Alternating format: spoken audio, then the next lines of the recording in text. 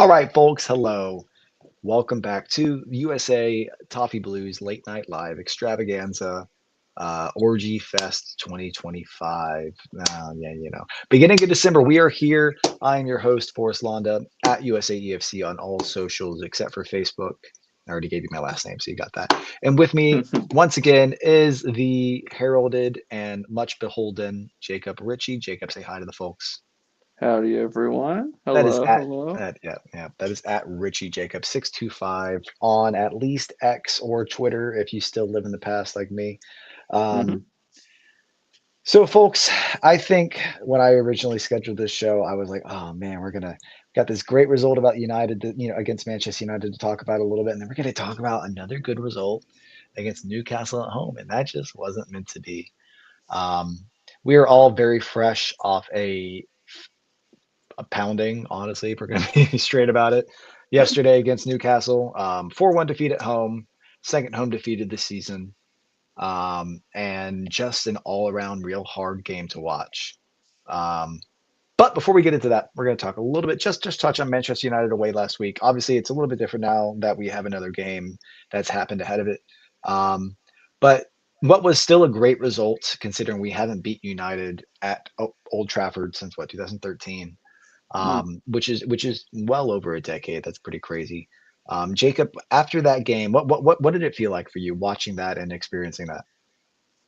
Well, it felt one, I'll say it felt really good to see us win there because I personally jumped on ship in 2014, so I've never actually seen that happen. So Mm, very exciting to see us get one finally. Obviously, the circumstances of the win were an all-time Everton moment of hilarity, and I think that will keep the result with all of us for a long time to come.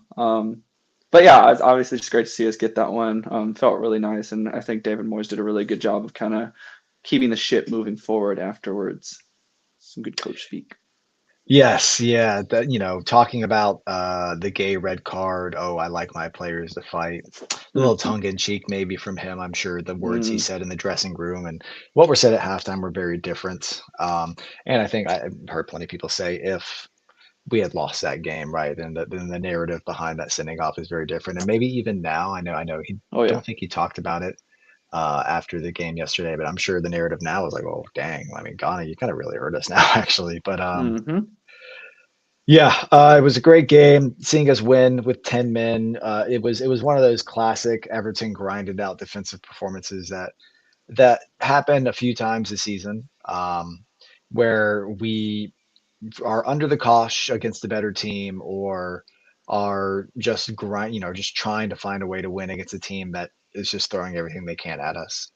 hmm And it was great. It was, and I think a few people have said that a win like that was coming. It definitely is. I maybe wager would say it's our only big away win of the season in terms of against a big team. I think it's going to be tough because United are, even though they won today and are have been in a good run of form, United are a pretty interesting Jekyll and Hyde outfit still right now. hmm So got to chalk it up to a good win, especially considering they won today against Palace, who are a good side, Palace. So Yeah. um, yeah, not much more to say about that, honestly. Um, it was just something that was great to experience and hyped us all up for what ended up being a really anticlimactic game yesterday. So just to touch on the details and facts, Everton lost 4-1. Conceded in the first minute from a set piece. Center back scored a brace again, which is exactly what happened when Tottenham came to the Hill Dickinson Stadium a few weeks ago. Um, we looked outmatched and outmanned, especially in midfield. We had a good amount of possession, but didn't really know what to do with it very often. And Newcastle took advantage of what were some defensive frailties in this team, especially considering we do not deal with pace or power very well right now. I think there has been a drop off in physicality this season, and I said so on Twitter. Um, but Jacob, watching that game yesterday, what felt like the problem to you? Well, just from such a baseline level, Lewis Miley, 19-year-old kid in Newcastle's midfield, looked incredible. And, Guimaraes in the midfield's incredible, and Joe Linton was good as well. I mean, I don't know how you watch that game and your immediate thought isn't, oh dear God, Tim Irabunum, what has happened? It was, and I don't want to dogpile on the guy because it was a really bad 45 minutes, but it's one of the worst 45 minutes that I've seen an Everton player have in a really long time. And the goals from defenders are still worrying, and the fullbacks are still extremely worrying. And sometimes it looks like where a goal is going to come from. And so, I mean, it's so hard coming off such a famous victory to watch that and say, oh my God, this team is hurting in a lot of places. But I mean, I think it's simply we got outmanned, we got ran over. The match was over at halftime. Yep. Alcaraz comes on and has a decent second half, and Yeah. yeah, Barry unlucky. Dewsbury Hall scores Oh, again. man, it was such a. I felt for him because I really I like did too. he scored, and I was like, oh, like okay, I like that's know. a I consolation I know. can take from that. I And know. and you see it back, and you're like, oh man, he just heads it down onto his arm. It's It's it's, it's it's unlucky. unlucky. It's very Everton, Mm-hmm.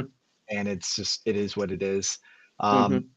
yeah, I think that game definitely cemented the fact that Tim Iroegbunam is not ready for that No. starting role in midfield.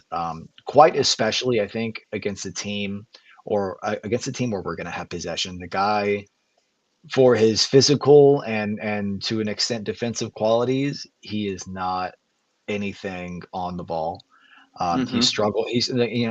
We've seen multiple times throughout his time at Everton him have moments where he can drive the ball forward and stay on the ball and use his body to protect it. And that's all well and good. But honestly, at the end of the day, it's a pretty expected thing from a professional footballer to be able to do. It's not a huge like skill, and it's not something he Mm-hmm. utilizes in a way that becomes a super effective thing on the pitch. And what we really need from him is defensive marking, defensive presence as a midfielder to replace Gonagay, and then also just passing, just accurate, decent passing. And that is, I think, his big Achilles heel. He's just not the best passer of a ball right now, at least in Mm-hmm. this stage of his career. And I think watching him play and watching him struggle and watching the way that our midfield was cut through, very similar to how Crystal Palace cut through our midfield, even though we Mm-hmm. ended up winning that game. You can see where the deficiencies lie with this team right now. We are very soft in the middle, and to an extent, even really kind of soft in the sides. I mean, as a whole, this team is going through a transition. David Moyes is trying to get this team to be more of a ball playing team. That's great. We've been a physical, dogged, trying to challenge people with our physicality team for the past few years. Yeah. And so now it is a shift. And we are seeing the good and the bad of it. Um, and that's okay. You know what? This Yeah. season, as you know, and we'll talk about this here in a minute, but this season is a season of transition. And this project is at its beginning with the Freakins and with this team with Moyes. So it's um, it's disappointing, especially because I think 90% of Everton fans really harbor quite a few strong feelings about Newcastle United. I'm one of them. I think they're a little crappy club up in it. They're not a little club, I guess, because they're the one club city and they have a bigger stadium than us. But they're a tiny little club, and I don't really have any nice feelings for them. I have one friend who's a Newcastle fan, and I love him dearly. And we had fine words to say to each other about the game, and I have no issues with him personally. But for the most part, Newcastle United fans are pretty insufferable. Is what it is. You guys have gone down quite a few times over the past 20 years. I don't want to hear it. Regardless, yeah, Jacob. So I think when we look at the goals we conceded, right? So we conceded from a set piece in the first minute, and really could have conceded 30 seconds before that when the Alanga was released and had Mm-hmm. that shot on goal against Pickford. I think from that moment on, you kind of realize like, oh, this might be a bit of a game for us. You don't Mm-hmm. just cut through a team in the first 30 seconds without it being a worrying sign. That's not something that typically just happens. Yeah. And for us to concede from I mean, it was a good corner, but it was a ball right on, in my opinion, right on top of Pickford, and something he should come out and challenge for. And I think that was probably Jordan Pickford's worst game in a very long time. Again, sucks that it came against Newcastle, especially for him. Um, but what do you feel like is the issue with our defending of set pieces right now? Can you pinpoint anything? I think that some of it is maybe just as a squad, we are a little bit more finesse than we are jump in the air and go win things. I mean, just if you look at the composition of our team, yes, we have Jake O'Brien, and yes, we have, Michael Keane and Tarkowski, who are pretty good in the air. But I mean, outside of that, you're kind of wanting for those guys that are going to go up and defend a set piece. And honestly, as much as Everton fans like to dig on Calvert-Lewin and his time at the club, he was pretty great at that as well. And I think that Beto is decent at that. And so, I mean, I think some of it is just the starting 11 as it stands. I think personnel wise, maybe we're just not as well, especially without Branthwaite. I mean, just not as well equipped to defend set pieces. And I think, and it really is hard to pinpoint because it's something we've been so strong in. It almost feels like mentally there's almost some sort of block that we're having right now. And that's such a cop out thing to say from a tactical standpoint. But I mean, like you see, like Moyes in the post game presser, one of the big quotes he comes out with is, "I just felt that Newcastle was the more powerful team, and Yep. Yep. they're a Champions League side, and they came in here looking for a game." And I think it's like you said, we're in this period of transition, and I think that the way we want to play, this is a side effect of that. But I also really think that we get into an area where you want to be really careful because this is the second time in not so long that we've gotten ran over at our very new home ground. And I think it's important to stay tethered to that kind of identity, even if we want to, be a more attacking team. I think it's really important that we stay strong in the air and stay strong in set pieces, and we don't let people come in and run us over. Yeah. Yeah, Do you feel like there is an argument to be made that maybe Jordan Pickford has taken a step down? Because and I wouldn't say that is because of consistently bad performances, but maybe a little bit more about the way I think an aspect of defending set pieces. I think one of the things that comes with defending set pieces and the kind of balls that we're seeing being delivered that we're getting scored against are these in swingers that are going on top of the keeper. Obviously, those are really hard for a keeper to defend because he doesn't know if he should come out. It's put in an area where he might not get to it in time, and then he's leaving an open goal. And honestly, I mean that their fourth goal was that exact same sort of situation. It's not a set piece, but it's a ball into the back post. Jordan Pickford halfway comes out for it, cancels it, and Thial Thaw, what however you say his name, I apologize, has a header into an open goal. yeah. And Alcaraz is marking him. So is there an aspect of our set piece and aerial defending that comes down to, well, Jordan Pickford just doesn't quite command his box as well, and without a player like Jared Branthwaite, and let me say this, I don't think we have a leader in defense without Jared Branthwaite. I don't think James Tarkowski is a great leader in defense. I think he plays within himself. I think he gets too mixed into these mind games with opposing players where he starts to make develop these personal battles with players. I think you saw it when we played Manchester United, and the way he kind of stamped on Xerxes, not stamped, but ran into the back of him and tried to do these things that are for a captain, kind of like, well, look, man, just don't even do that. Like, you're the captain, you represent this team, you represent these players that are on the pitch. Michael Keane's not a vocal guy. Mikalenko's not a vocal guy. Jake O'Brien's not a vocal guy. So yes, they communicate within each other, but in terms of a real defensive leader who is putting forward assignments and making sure everybody knows where they need to be, Jared Branthwaite was that, and I think that's the reason that Tarkovsky and Branthwaite did so well together, because Branthwaite can take that over and take over the vocal side and take over the commanding and assignment, and you're going to do this side, and Tarkovsky, is able to just kind of take a back burner and just do his own thing and defend and vibe. Um, so if there's an argument to be made for Pickford having taken a step down, look, the guy's getting older, but he's still a fantastic keeper. Um, I don't know if you disagree at all, Jacob. Yeah, look, I'll say one, I completely agree about Jared Branthwaite. I think this backline sorely needs him, and I am a pretty strong advocate that I would put him with Michael Keane when he comes Mhm. back and see what happens. I wouldn't drop Michael Keane. I think he's been great. But besides that point, I think Jordan Pickford, when you evaluate him as a goalkeeper, the first thing is he's a world class top five, top 10 in the world shot stopper. You saw that against United. He's standing on his head. He does that several times a year, Mhm. and he probably saves us 10 points a year, right? But At him least, yeah. being, yes, I mean, but him being not that same level when balls come into the box, whether it's from open play or from set pieces, I don't think that's even relatively a new thing. I think that is something that he struggled with on and off for as long as I can remember, at least. He's not the tallest He guy. I No, think and that. he's not the biggest guy, and I Yeah. think that is part of it. You're right, but I also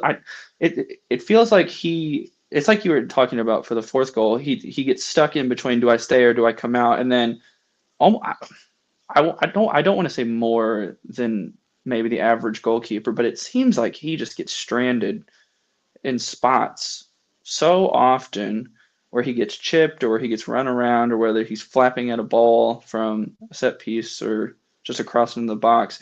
So I don't know. I mean, he is getting a little bit older, and I think the set pieces have been particularly bad this year. But I think there's a Yeah. lot to that, and if he's taking a step down or not. But it wasn't great. It wasn't great.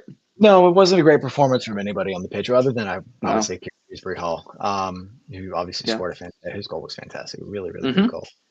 Yep. Um, but I do think that two of those goals are from mistakes, right? Two of those goals are Yeah. straight up mistakes. The second goal is Jordan Pickford's mistake. Maybe he's a little unsighted when the ball comes in, but the guy's it's almost like a freak accident. He deflects it, and it deflects down between his legs into the goal. That's craziness to me. Mm-hmm. Whatever. Like it really sucks. It's an embarrassing look. I'm sure I haven't seen any pictures, but I'm sure there are pictures floating about that with him that and the ball is between his legs, looking, whatever. And then the fourth goal, third goal. The third goal is Tim Eric Bunham just unfortunately just not really recognizing danger or recognizing where he's at on the pitch and trying to be a little too clever, and that's inexperience. Mm-hmm. Um, First goal is set piece defending and is a good ball in that we just don't defend well. In the fourth and the fourth goal is the same sort of thing, a good ball in that we don't defend well, and that Jordan Yeah. Pickford gets lost. And whether or not he saves it, if he just stays in goal for it, who knows? Maybe not. It was a pretty good header. Um, Right. Realistically, that is a game of individual errors and a game that I really, really hope this team just dusts up and puts behind them because we're Mm-hmm. going away to Bournemouth on Tuesday, and we haven't won at Bournemouth, I think, in the Premier League era. I don't They're since they've such come a up. they're such a bogey team They for are us. our true bogey team, honestly. I mean, I don't know the actual record, but I don't know the I'm last time we sure we won there if haven't won. ever. I'm sure we haven't won at the Vitality Stadium since they come up. I'm sure we haven't. Because we've come close. We had that game where we went up and like you remember we went up and Ross Barkley scored in like the last minute. The fans like fall on the pitch, and then Junior Stanislas goes and scores up the end like 60 seconds later. Like it's been a Uh, really tough place for us to play. But if there's ever a yeah. season where we can go and kind of change our fortunes a little bit, it's this one. It's so topsy turvy. It's so up and down.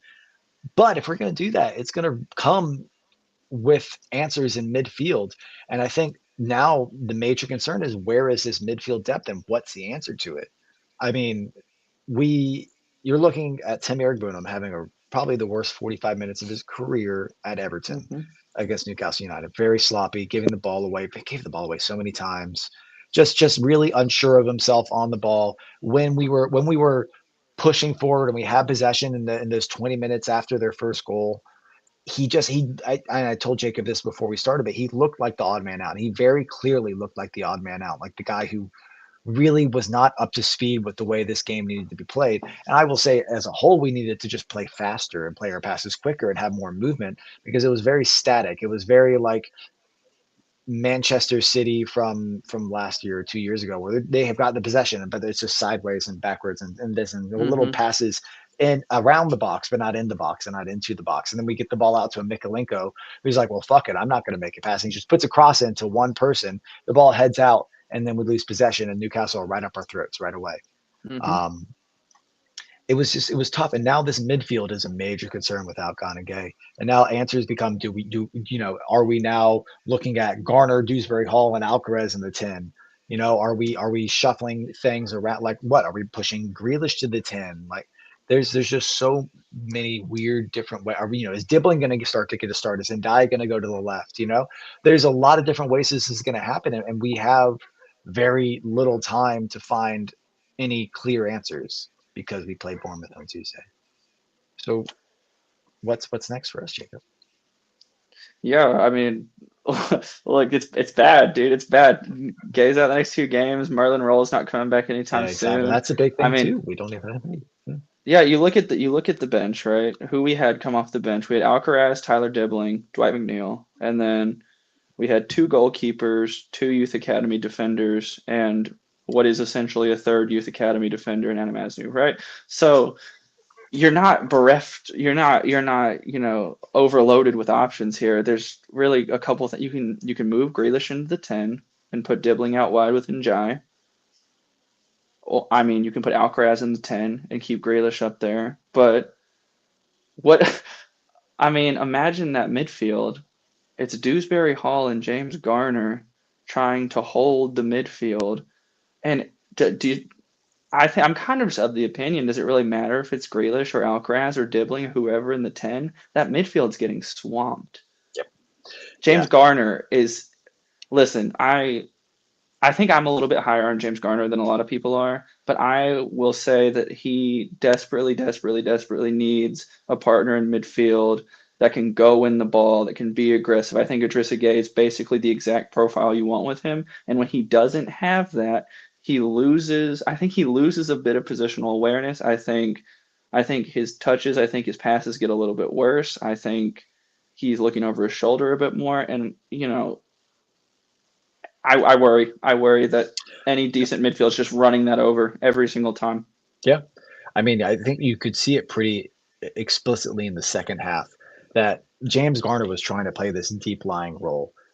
And he's sitting there in front of our back four now because we brought on Alcaraz and we have Dewsbury Hall, and those are both very advanced attacking. They were playing with 2 10s and one central midfielder, one defensive midfielder, and he had no idea. I don't blame the guy because as a midfielder myself, I wouldn't know where to go either. Like you're by yourself. Like I do, you have 2 guys here in front of you. You go towards one, and you open up space for the other. So what do? You can't just Yeah. hold your ground because you have to do something. Otherwise, they're going to do what they want. So it's Hmm. it's it's a big question for Moyes. Whether it means it's going to come at the expense of us playing a different way, if we're going to start playing with 2 strikers, I don't know. There's a lot. It's gonna be really interesting to see what the lineup is on Tuesday. I mean, he Yeah. might even stick with here, but he might give Eric Woodham another chance and be like, look, we're not going to have the same amount of possession in this game. We're going to be playing a little bit deeper. So you're going to come back in here and you're gonna correct the mistakes you made and be the enforcer that we need in midfield, in this game where we're playing away and expecting to have less possession against a side that tends to like to have a little bit more possession.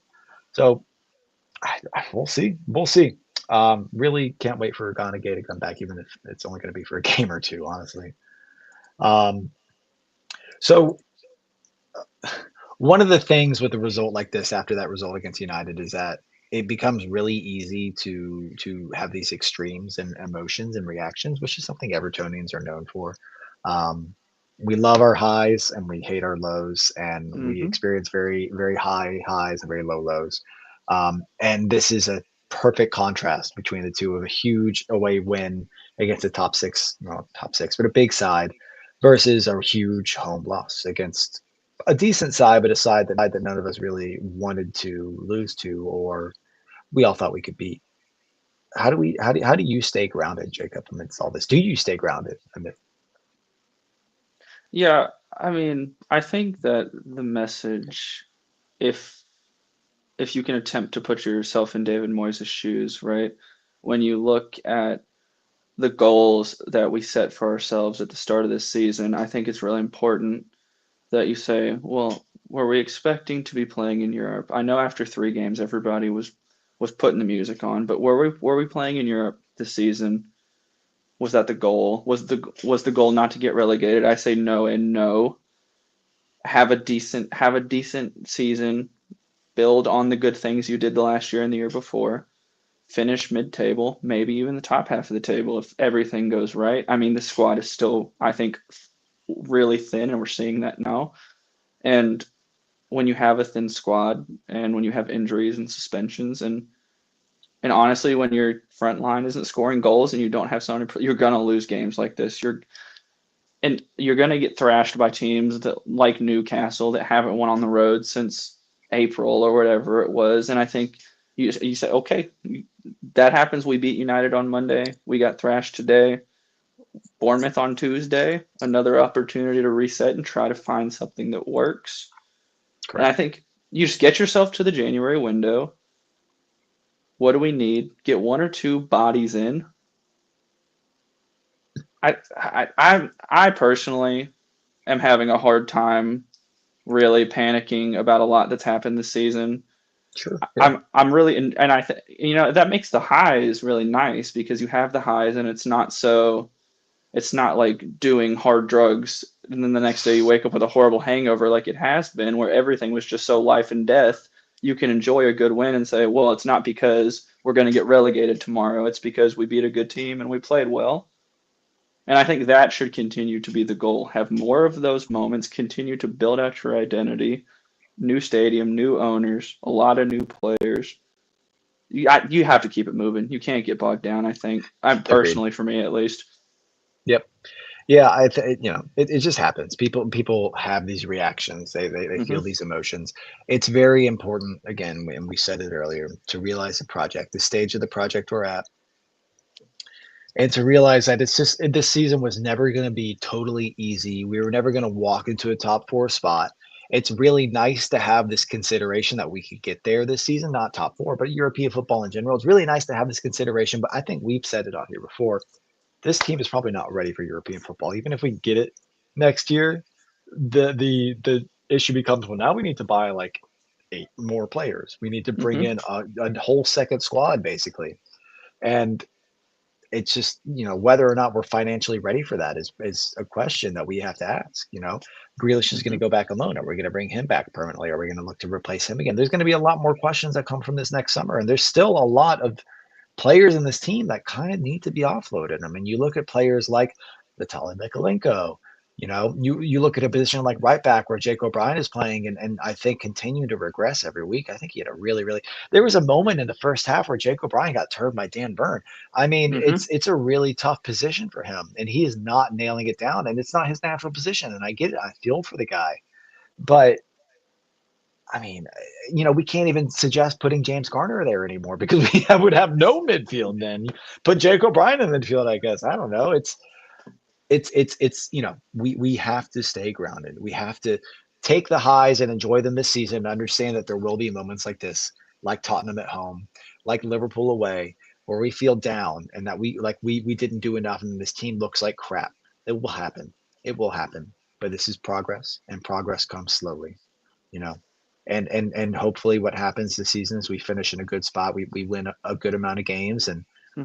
and have a clearer idea of what we need going into the summer and what we can be going into next season. Yep. Um, so one of the things I noticed from this game was, especially in the first half and a little bit in the second half, but I think the second half really just cooled, especially after Newcastle scored their fourth. It just cooled down really heavily. It became much more slower paced. But we had so much possession in that first half without really doing a lot. It was all fart and no shit. Excuse my language. Um, there wasn't in product. We had some moments where we were able to make those passes, those little reverse passes, and those through balls that released somebody that just couldn't do anything. Barry had a couple moments where he had gotten the ball in the space and just he's not able to get it under his control, or he makes the wrong decision on his touch, and somebody covers him. How is there a way for this team, as the way it is now, to develop that cutting edge? Is it just a case of we don't have that last passer we need in Tim Bunum to unlock people? Are we not making the right runs? Because for me, I just don't think we play fast enough. Yeah, I mean, I tend to agree with that. I think we play pretty slow, and I think that, I think a lot of that is down to personnel as well. Your fullbacks just offer you nothing in attack. And I mean, That's a big part of it too. yes, it's a huge part of it. We They're rely so on narrow. Grealish. Yes, and when we do play out wide, we're relying on Grealish and Njai to essentially perform 28 FIFA 24 skill moves in a row and then score a worldie from outside the box. And I mean, that's pretty much all we have. Do you see how quickly and how badly Njai got doubled last night?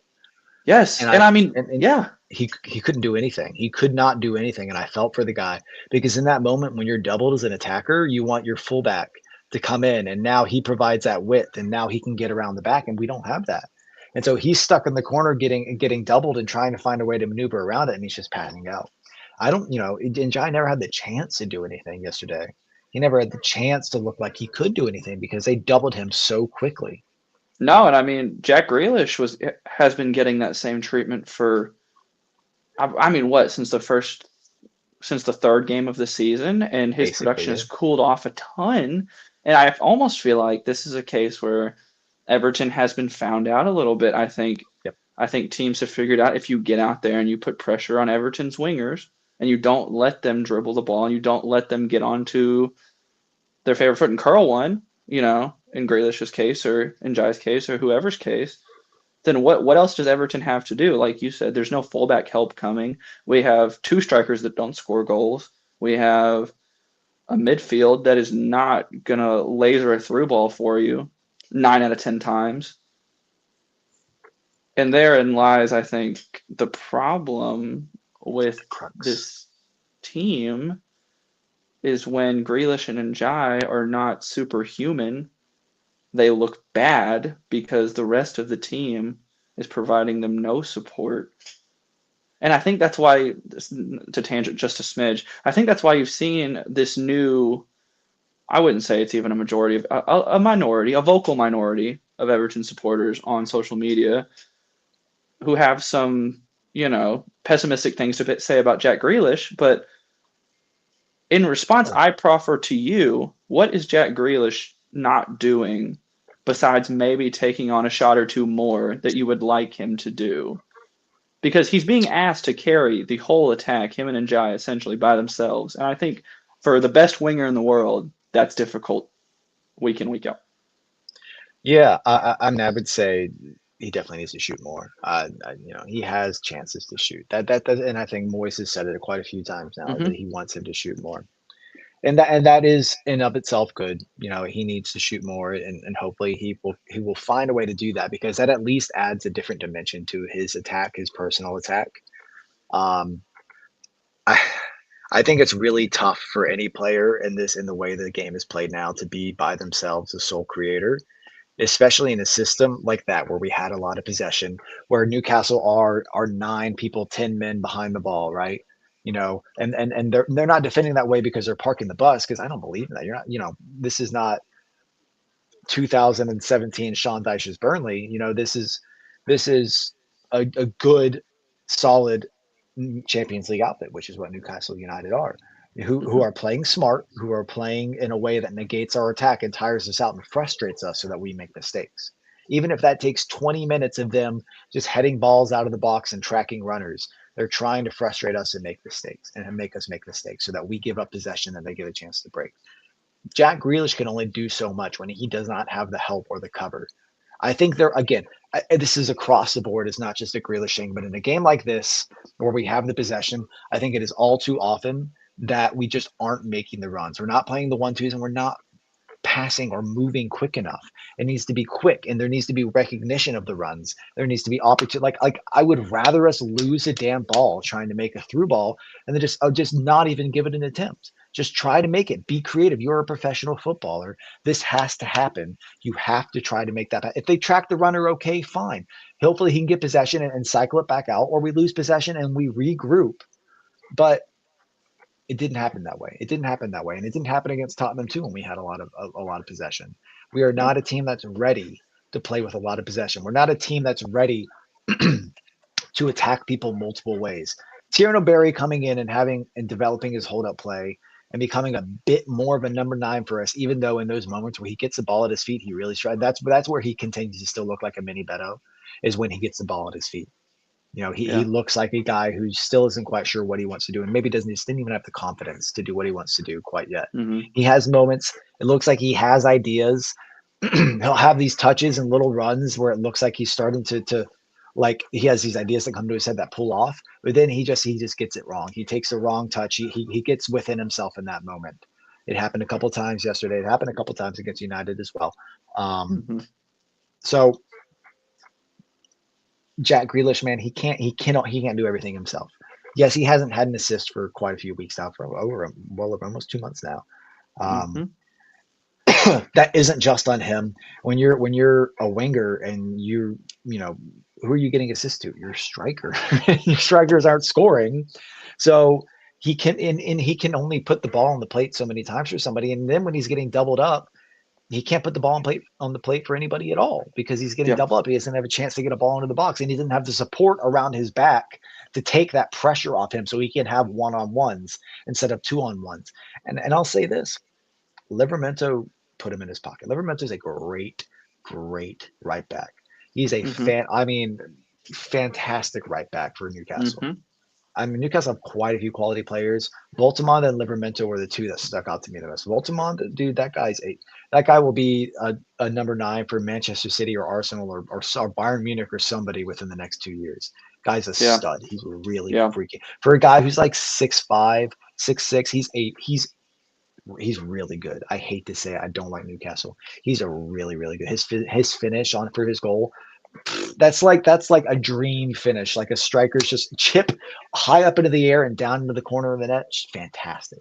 So Mm-hmm.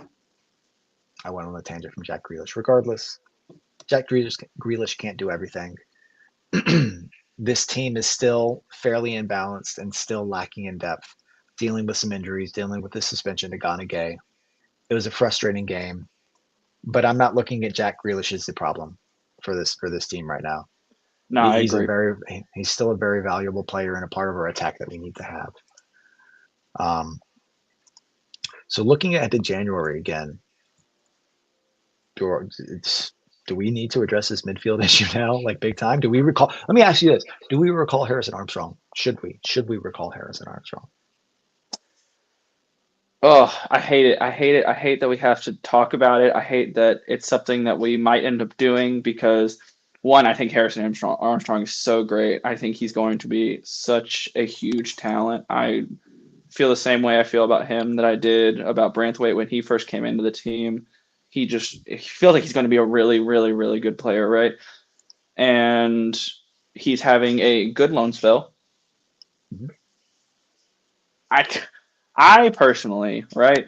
I don't know that he fixes the problem in the midfield. One, that's something to consider. I don't know if his profile, what he excels at, is necessarily going to come into this team and immediately remedy the problems that we're already having. So I think that's something to consider. I would personally much rather go out and try to get somebody else, Mm. let him finish this loan season, and work him into the team next year. I think it depends on what the resources are, right? Because I Yeah. almost think that you cannot go through this window without signing a fullback of some kind. I think that absolutely has to happen. And I think we've gotten to the point where a midfielder just absolutely has to happen too. And I think they're going to look at Harrison Armstrong and say, are we sure, one, we want to cut that loan spell off? And two, are we sure that he fixes these problems? Or would we rather give him the rest of the season to develop and bring in somebody else for this moment in time? Right? So I say no, I wouldn't do it, but I see why we would. Yeah, I don't think it'll happen. I think David Moyes is pretty keen to keep him there and keep him getting good minutes at a good level where he can continue to find his feet as a professional footballer. Mm-hmm. And look, hopefully Merlin Roll. I know there's talk. David Moyes has said he's not going to come back till the new year, which is really tough. It's really really tough. Who knows how he comes back if he gets a chance to come back if he's just crocked. Honestly, it'd be really tough if he was. Um, Yeah. I think a midfielder is pretty. I think, in my opinion, I think I can live without the fullbacks because we will still find a way to win games. I think a more serious problem is not having a midfield because not having a midfield means you are soft in the middle. It means that you can't progress the ball well. It means that you can't stop players from progressing the ball against you well.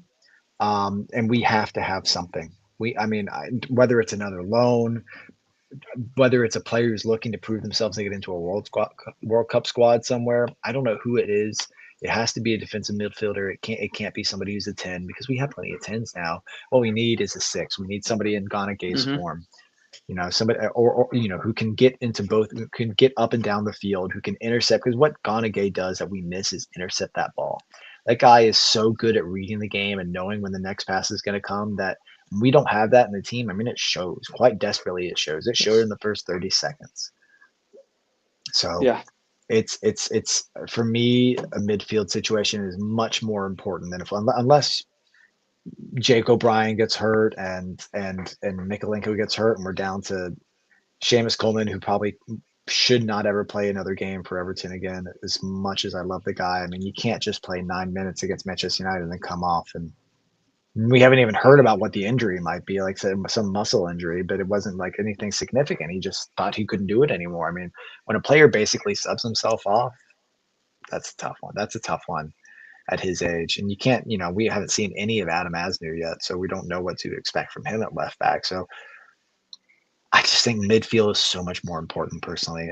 I think it's going to be a tough season anyways.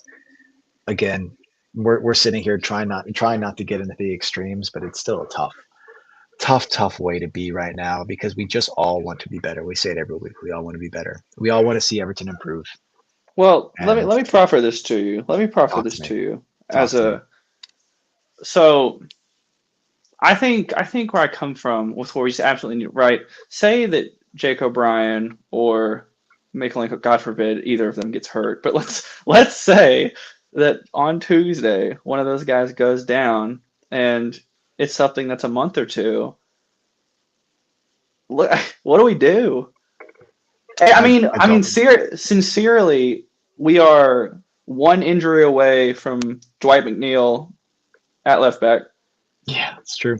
But I think that's the case though. I think that's And we can't live kind without, of right? Surely we can't be we okay with that. can't. I wouldn't say it's okay, but at the same time, I just think that that's just kind of where the squad is at. Well, again, like you said, we don't know what we're going to have available to spend in January. Yeah, We don't know yeah, what we're going to be looking at. We don't know what's going to be available for us to buy, right. and I mean, I would imagine that there's going to be kind of a case where we might be looking at like the championship.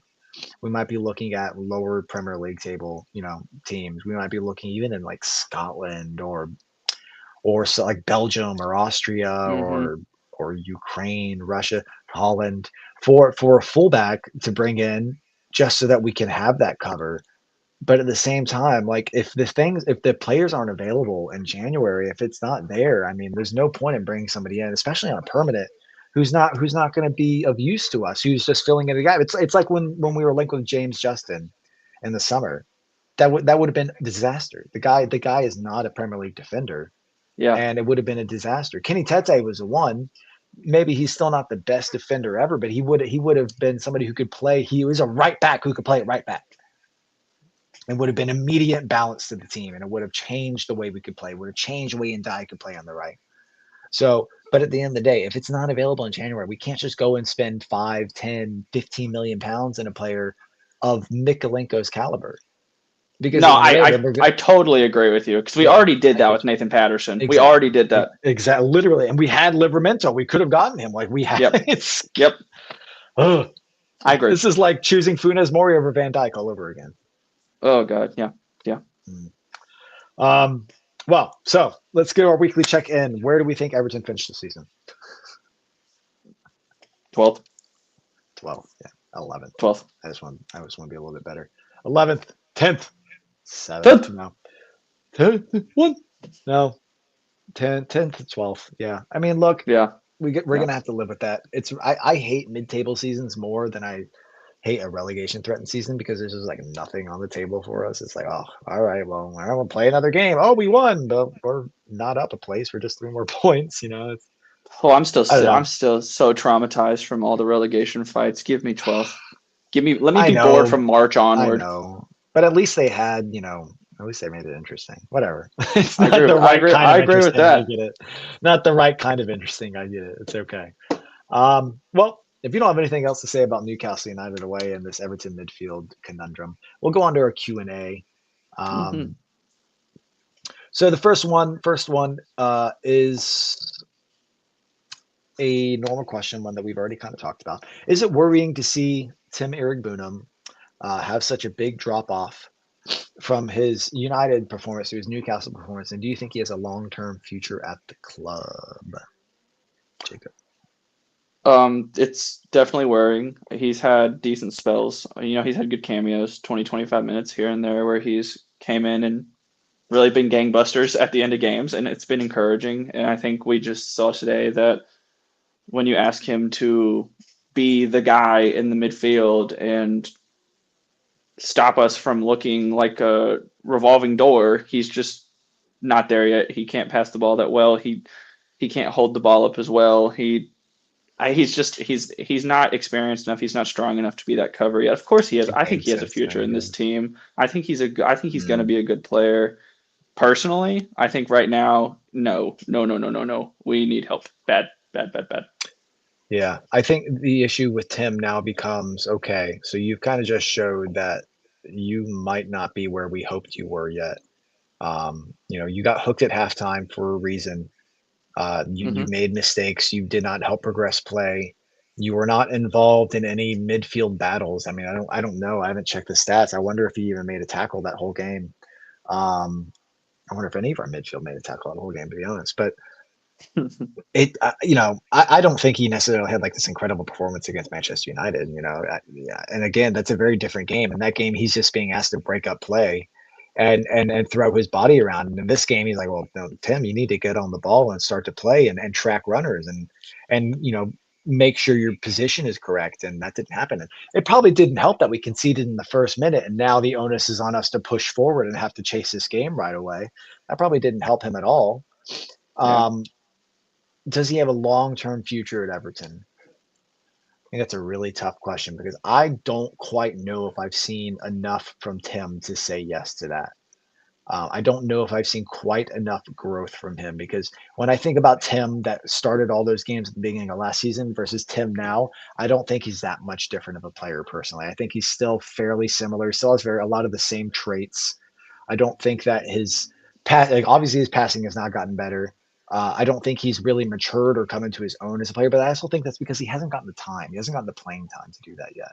I think maybe if we have the balance in the squad, that maybe a loan spell where he's going to be playing week in week out might do really good for him, a la Harrison Armstrong. Hmm. Um, and maybe then we can see if he has a long-term future at the club. But as of right now, it's very hard for me to say yes to that because I have not seen the growth. I know that it was a bit of a PSR swap deal with him and Dobbin. I know that it was a bit of, let's just get these players out of the way and we don't know what to expect from him and we didn't expect to see much of him at all. And he's had a good amount of time. He started a decent amount of games, but I don't think I've seen enough to say yes to that quite yet. Yeah. Um, Yeah. yeah. So our next question: does Moyes need to start moving players around? We talked about this a little bit. Grealish in the 10, Dewsbury Hall deeper in midfield. I think it's just he's going to have to. I don't think he has a choice at this point, honestly. Yeah. I mean, what else are you going to do? I mean, you have to try something else, obviously. Yep. I don't know if moving Dewsbury Hall back and putting Grealish in the 10 or putting Alcaraz in the 10 or Dibbling in the 10 or whoever in the 10. I don't know if it makes it. 10, 10, 10, 10. Yeah, I don't put anybody in 10. I don't really think it super matters. I mean, that's Yeah. asking Dewsbury Hall to be a player that I don't think he necessarily is, and it's asking a lot of him and a lot of James Garner. And James Garner, I think, has shown that he's not that dog. Yeah. So, yeah, Do you I think don't there's know. a world where we start playing three at the back? I, So I, let me paint that picture if we can. It's like yeah, I do. yeah. I mean, I think it's almost. I think it almost might have to happen. But you think of it Yes. this way: you say Mikolenko, Garner. That's scary, but Mikolenko, Garner, because I don't know who else is going to play at right back. It can't be Coleman. Mm-hmm. You have O'Brien, Tarkovsky, Keane. Mm-hmm. Then what? After that, you got Dewsbury Hall, Grealish and Dye, Barry,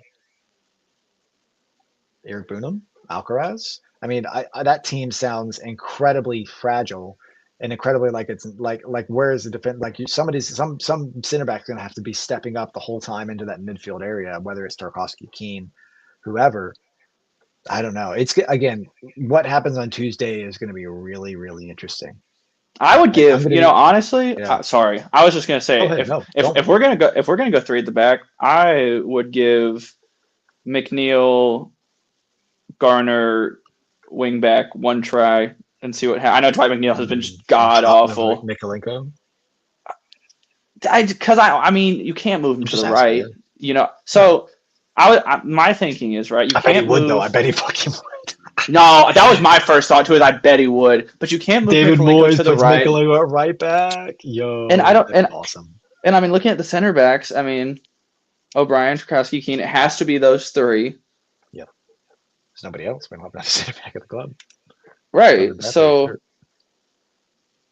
It's tough. Well, it, this it's a real head scratcher. It's a real head scratcher because the depth in this team is not there. I mean, it's not. It's not there. I just think It's if we where have the extra center back, I think you can take a little bit more liberty at left back. And Dwight McNeil, obviously, probably not as good of a defender as Mikalenko is, but he's played left wing back before, and he's been horrible this year. So why not throw him out there one more time and say, okay, he's either gonna play for us some more or he's not. I'd give it one try. Who cares? Let's try it hmm, once. well, Shout it. it's going to be an We'll concede interesting. 7 goals, and we can talk about it next Yeah, live stream, and we'll literally, say, and look how we'll be like, stupid this guy is. David, why did you listen to us? Yeah, the McNeil 1.9 foot mob rating is going to be Oh, feed Jesus. families, It's brother. gonna drop. It's gonna drop. All right. This is really is kind of the same question. Is it time for Alcaraz to finally get a consistent run of the team? I mean, yeah. Again, like Sure. I assume that's what's going to happen. I assume, truthfully, I think that what's going to happen on Tuesday is that Eric Boonham's going to stay dropped. It's going to be Garner, Dewsbury Hall, Alcaraz. Alcaraz is going to play in the 10, and Dewsbury Hall is going to play a little bit deeper. Will that work? I don't know.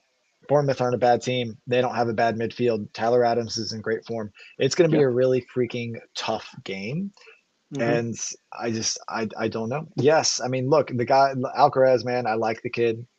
He Hmm. you can see that he's still every time he gets in the pitch, he's just a little bit rusty because he's just not had consistent minutes. So you can see that he has the effort, but the quality isn't quite there for him. I mean, he really should have scored. He hit the Yeah, bar he with like almost a hit a crossbar. He almost 500 broke a mile per crossbar hour in half. shot. He quite literally, it's the hardest I've ever seen somebody hit a ball before. And then he I'd agree followed with it up that. with a volley later that was like Yeah. into the stratosphere. Um, it was what was crazy about that shot that he hit off the post is how much time he had to run up onto it. Hmm. Like, and really, when you have that much time to run up onto a ball, so many things can go wrong. And the fact that he still got it on frame is kind of impressive because it's not. It's like Jesus, that's He not. We didn't have that decided much time. Yeah. the first step into that run, he decided I'm hitting that ball as hard as I can. I'm gonna I kill this ball. this ball, we're gonna have to give him a new ball. This ball's about to burst. Yeah, this ball sucks. I Um, hate this ball. Yeah. yeah, yeah. I would assume he's gonna get a chance. Whether it's gonna work or not, we'll see. But he was brought in for a reason for moments like this when we are gonna need the depth to show on the team. Yeah, So I agree with yeah, you. I think that's the most likely scenario. I think you're probably right on the money. I'd be shocked if it was really anything else on Tuesday, to be perfectly honest with yep. you. So, I wouldn't be too surprised if we started Eric Boonham again. Again, because the nature of the game is going to be a little bit different. yeah. But I don't think it'll happen. All right, last question. Do you think Moyes is the future of the club past this season? Yes.